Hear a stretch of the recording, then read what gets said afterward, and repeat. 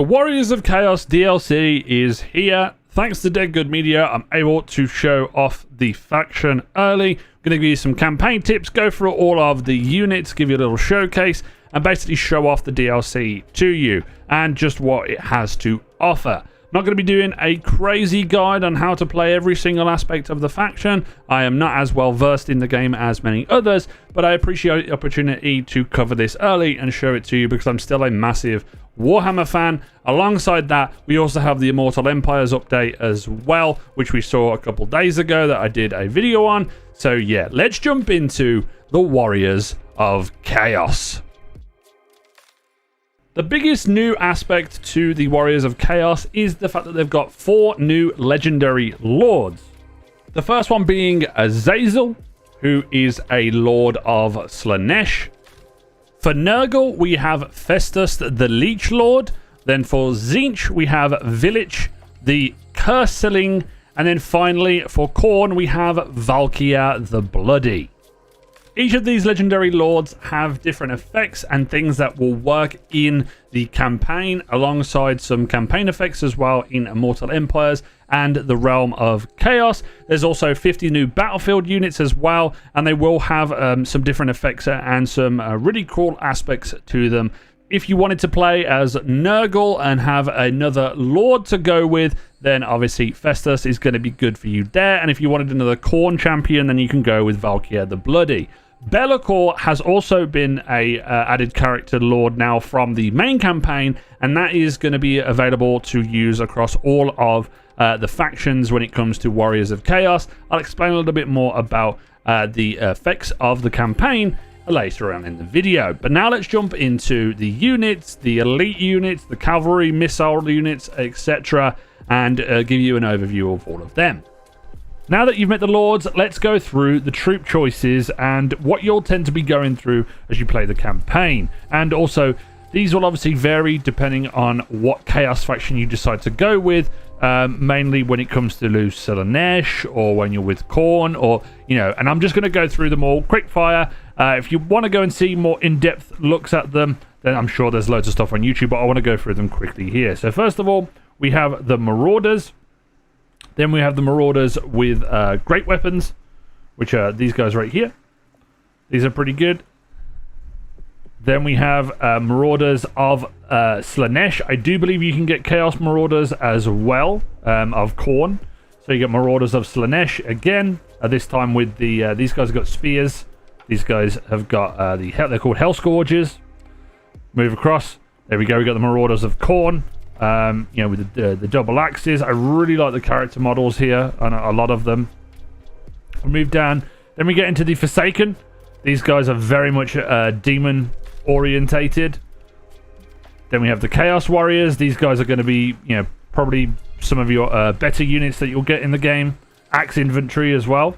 Then we have Chaos Warriors with great weapons. As you can see, they have really good armor and really good leadership. Chaos factions stay in the fight for a long time. You got Chaos Warriors with halberds. And then we move over to the back portion. Now, these are some of more of the elite units. We have the Aspiring Champions, which have got very good weapon strength, armor, and leadership.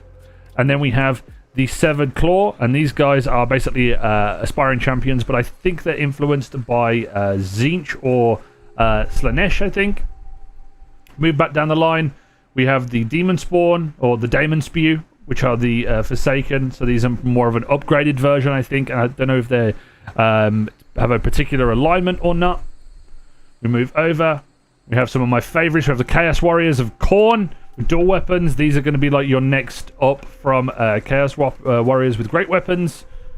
You also have the Mirror Guard, which are also you know, Chaos Warriors. We have Chaos Warriors of Slaanesh, or the Hell Scourges. These guys have got whips, which are really cool. They're called their whip infantry. Then we're going to move forward towards the back line. These are some more of your elite units. So we've got the Chosen with great weapons. We've got the Chosen with halberds. And we've got the Chosen, which will start off with your regular axe infantry. Then at the back, you have your Chosen of Slaanesh, which also have their whips. And then we have the Chosen of the Khorne with dual weapons, Berserker Axe infantry. These guys are pretty darn brutal, have really good armor, have really good leadership. Not very fast, but, you know, these guys absolutely machines when it comes to doing damage dealer, and also they're armored. Then we're going to have a look at the lords, that you're the heroes that you'll be able to have. So you have an exalted hero right here, and then you have a chaos sorcerer. Now there are a few others. Obviously we are using Valkyria right now, and she is up in the sky being all awesome and such. And then over on this right hand side, we have some more of the cavalry units. So we have Marauder Horsemen, then we have the Marauder Horsemen with throwing axes, and then we have just Marauder Horsemen here as well. So those are going to be your variants. So let's jump into all of the other units. Moving on to the more monstrous units and the rest of the cavalry. The last stuff that we did get to see was the missile cavalry, but we're going to go through all the monsters and stuff. I'm not going through the demons here because that's part of the extended roster, and you'll be able to get things like bloodletters and other demons with whatever way you side. So first of all, here we have our Chaos Hounds. Moving into our Chaos Hounds with a poison. These are really good. We have a really cool unit, the Hellstriders of Slaanesh, which you've probably seen with the Slaanesh factions. We've also got some more Hellstriders of Slaanesh there, but these are the Hellscourges. Then we have the Chariots, which are Chaos Chariots, which are really cool. We also have the Chaos Trolls, Monstrous Infantry. We have a Chaos Feral Manticore, which is another flying creature, another monster. We also have Chaos Spawn. Right behind them, we have Chaos Spawn, the Word Spawners. I believe these are... I'm not sure what faction they are with, or they're more of an upgraded version. You have Armored Chaos Trolls, and then we have the Gore Bear Chariots, with obviously the Gore Bears on the front. We have Slaanesh Chariots, I believe here, these ones, with... I can't remember what... They've got little whips on as well, which is pretty cool. We have the Chaos War Shrine. I think you can get these on all of the factions, which allows you to support stuff. Then we move into our Knights of the Brazen, the Skull Crushers of Khorne. These are kind of more of the elite units. We do have the Skull Crushers of Khorne, which are, you know, more of a more armor-piercing, anti-large, which is really cool. Then we get to move into one of my favorite looking units, which is the Knights of Immolation, or the Doom Knights of Tzeentch. They are basically on hoverboards, and they're also a flying creature as well, which is really cool. You know, Tzeentch is here. This is, you know, he's using his power of levitation.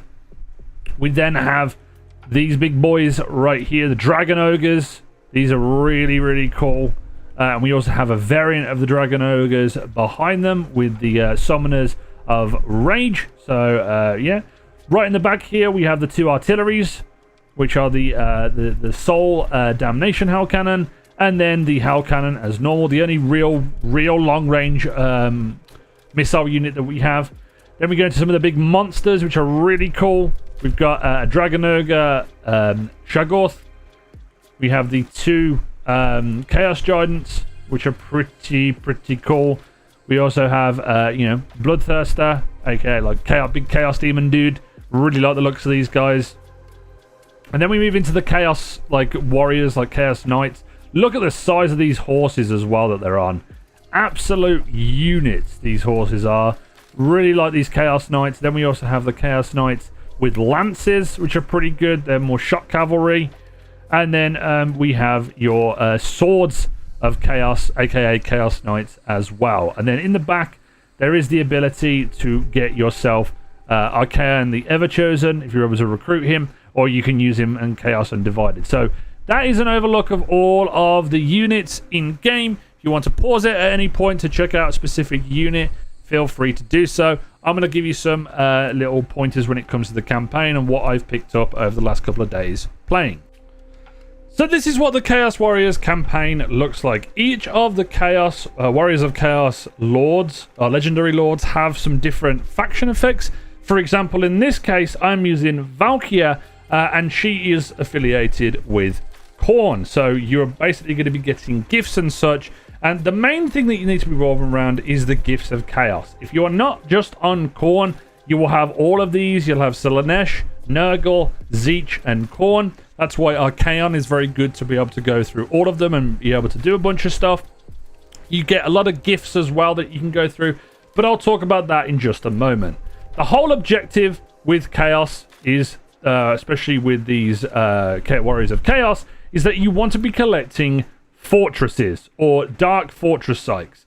These will be able to allow you to vassal with other nations and also get a bunch of income. For example, I have 4,377 income that I'm getting, and I'm getting a pretty decent amount of money as well. That being said, all of my units aren't too expensive, but when you do that, you're able to vassal with a bunch of these places to get yourself predicted income. You obviously have your treasury or your favor, as they call it here. You also have souls. Souls you'll get from battles, looting, past the glory events, etc. And these are going to be able to be used on your gifts. So that's how you'll be playing majority of the time. And you'll essentially have different missions and objectives to do. The victory conditions here, the short victory conditions in this specific instance, is you need to control at least 13 of the following settlements by direct ownership or through vassals and military alliances. So here, I own roughly 4 of them so far in the amount of hours that I've played. And also you need to occupy, loot, raise, or sack 35 different settlements. There is a long campaign victory, which is essentially just destroy everything, if that makes sense. We've obviously destroyed the following factions, which is the Ice Corps. And then there's a domination one, which is capture 272 different settlements. But that's all that's what you need to worry about there. Another neat feature that the Warriors of Chaos have, which is when you want to recruit, you can recruit instantly. So I'm going to go over to my army that I have over here, and I have 11 out of 20. I can recruit a certain amount of these, depending on obviously the amount that I'll be able to pull from the pool, instantly. I can recruit them instantly, so no waiting around. You can build up a big horde-style army straight away and not have to worry about waiting until you get your army in the right position. So what I have been focusing on, especially in mine to get to grips with it, is essentially I've been going around. I've captured Dark Fortress here, a Dark Fortress here, a Dark Fortress over here, and a Dark Fortress over here, and then there's one obviously right here, which is the Palace of Ruin. What I would definitely focus on is putting your money into your loot stuff here in these places, and then maybe adding stuff. You don't need to worry about these settlements too much, purely because if you vassal with your allies, they will give you favor, which will allow you to get more income, which is fantastic. And obviously you can just focus on growth. You can focus on all your commandments and stuff here, and also the Eye of the Gods as well is something that allows you to have more gifts and such. But I haven't played too much into them so far. Haven't really had the time because I've been playing a lot of other things.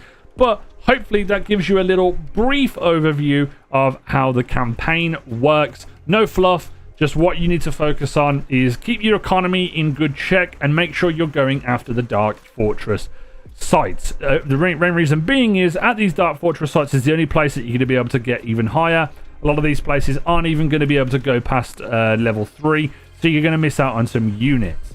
Another mechanic that you will have, though, which is to do with your units, is the warband upgrades. For example, when I get my Chaos Warrior of Khorne, at this present moment in time, they are unit rank 5, and this is unit rank 5 as well. So I can upgrade these when I get them to rank 7 to turn them into Chosen of Khorne, or Chosen of Khorne with dual weapons, or I can make them into Chosen like Chaos Knights of Khorne, or even Chaos Knights of Khorne with lances. This will be different if you have a different army, i.e. right here I have Marauders that I can put into Chaos Warriors, into Chosen, and then into Aspiring Champions, or into Chosen with great weapons. Then there's Chaos Knights. So there's a way to upgrade your factions without even having to, you know, get rid of them to get higher units and such. And I really like this ability.